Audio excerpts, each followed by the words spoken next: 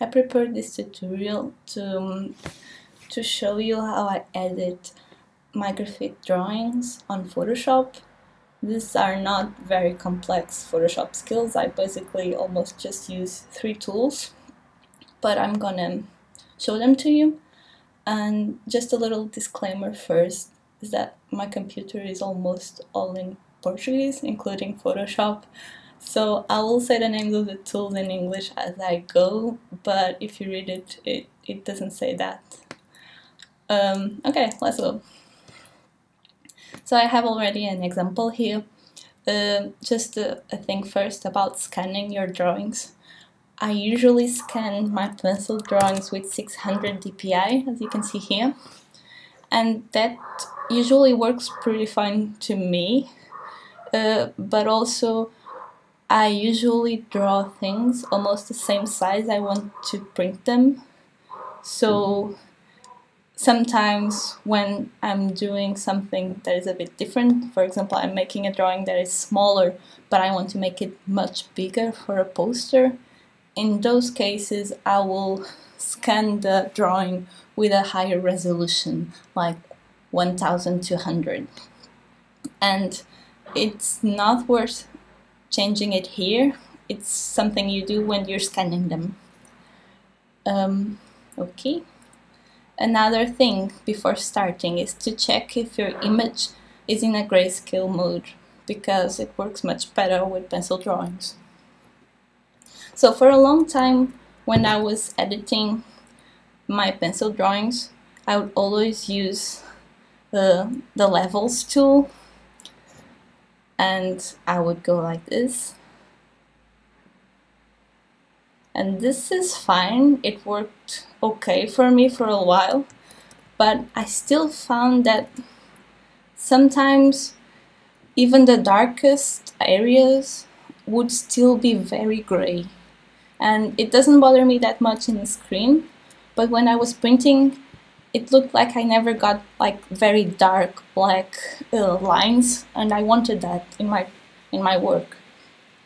So I started using another tool that helped me achieve that, and it's a tool in the same menu, and it's called Threshold.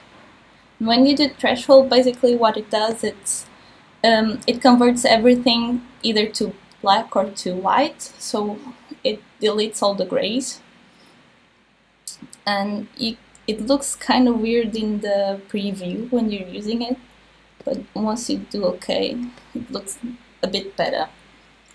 Still kind of strange, so that's why I scan things with 600, so that afterwards I can go back and make it smaller size, and this is the size I will print something, and it looks much nicer. Well, it's smaller as well. You can see the dots that you could see before, right? A problem that I encounter using this tool, or even sometimes the levels tool, it doesn't show a lot in this example that I brought, but I have another draft here from a project I'm doing now, and I thought it could be a good example for that, because in this case we have wait, let me show it before.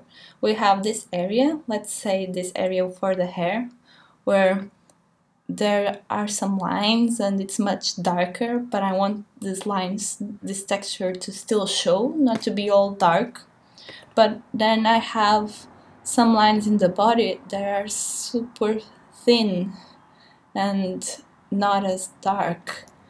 And what happens a lot of times when you have these different types of drawing is that when you're using, sorry, I got lost. When you're using threshold or levels, you have to pick one or the other. What I mean is that you either have a hair that you like, but then the thinner lines would start to fade, or the opposite, you'll have to have a very dark hair, in this case, with stronger lines. And so sometimes I didn't want to pick one or the other, and one of the techniques I started using was that I would make two drawings, and I would use two sheets of paper and make layers. Analogically, I would just draw the line drawing first, and then the parts with darker pencils afterwards. I will show you from a book I made where I use this a lot. And for example, there's one that maybe you can see it better here. So I would have a file and a paper with all the line drawings, but then this, well, why is my mouse doing this? But these areas with the skirts and with the sweaters would be added in another paper. That worked fine for me. Okay, so moving on, back to the example. Now, what I usually do, now that this was locked, I'm just gonna make it a normal layer. And if I want to use a background for my image, let's say I just want to use a color.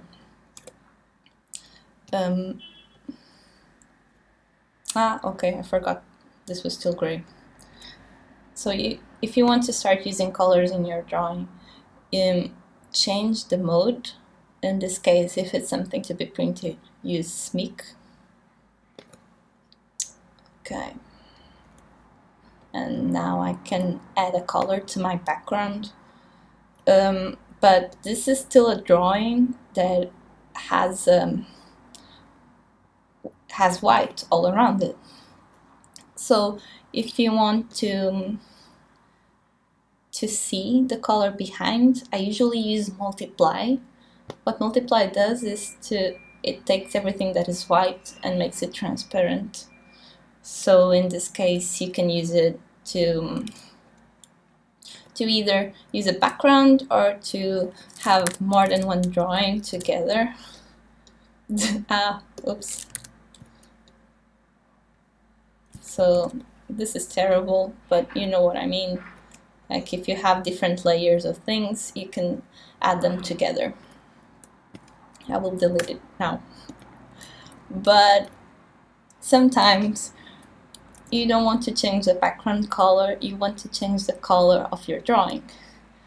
And what I do when I want to do those things is that I go to channels, and here it's CMYK.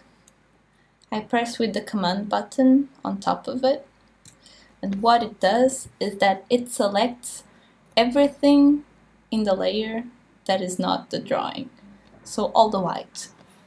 And what you can do is that select inverse, and now you have all the area of the drawing selected, and you can go, don't paint all over your original drawing, just get a different layer. I'm gonna turn this layer on and just color it on top of it. It should work. And now you have it like this, and you can do it with any color you want. You just have to do it again. So go back and try a different one, maybe with a bigger brush. Ta-da! Just an example of what you can do with this technique. I will just show you one of the pages of my latest book. Here, the file on Photoshop. So in this page, for example, it was made with first one drawing that has all this background and the queen being ill, and this is the original drawing. So it's almost all colored blue afterwards, and then these details for the king and for the doctor, I added them later because it was easier to make different colors in different papers, and also added later the lettering just because it's easier to have them in a different layer to correct things or for later translations. And that's it. You can do things really colorful, and you can try. The best thing for me is that I'm not very good at picking colors. I need to try things a lot before finding the perfect color. So using colored pencils was completely out of my league. I needed Photoshop to think things through and to experiment, and this was a way I found to do it. Let me just go back to photo booth and say goodbye. So I hope this was useful, and if you have any questions, just leave them in the comments. And good work. I hope you experiment with this.